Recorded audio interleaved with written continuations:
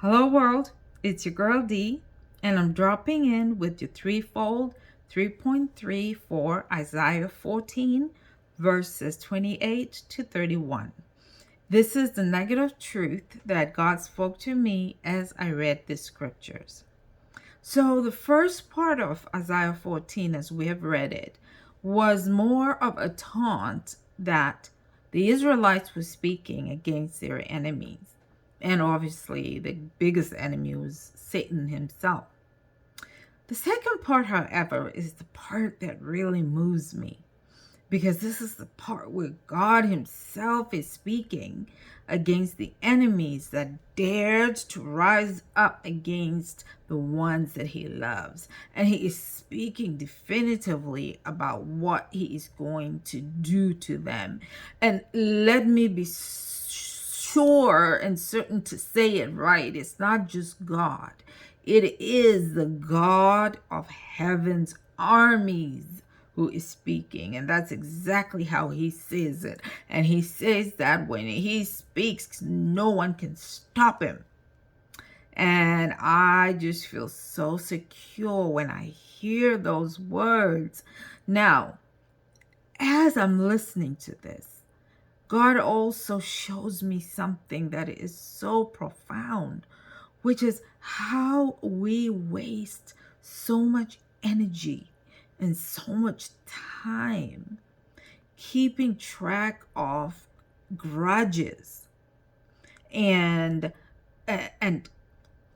just putting together these plans and plots of revenge acts and putting together all these, hatred and those type of things. Why we put so much effort there when God Himself says, vengeance is mine? Why do we do this? The Lord says, you don't have to carry these loads because you serve a God who numbers your tears. There isn't a single tear that rolls down your chin that He doesn't take account of. Now, you may say that you don't keep track of grudges and all of that, but if you have ever been in a fight where you said to someone, remember last week, or remember such and such a time you did such and such a thing, this is the very thing that God is bringing to light, that you are keeping a running total of everything that someone or another has ever done to you, and you are, trying to make sure that this person knows how unjust they are. But God is saying, let go of those things. He Himself keeps track, and in fact, He has a plan on how He will vindicate you. If we read verse 30, it says, I will feed the poor in my pasture. He has your back. That's what that means.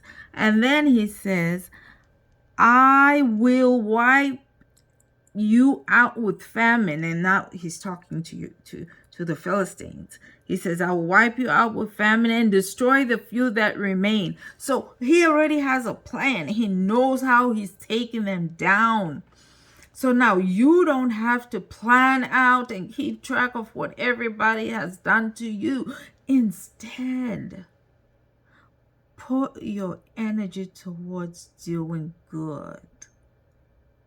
And let your God send the armies of heaven to do the dirty work of eliminating your enemies and keeping score of what they have done to you, so that you can live in peace in the pastures that God has set before you.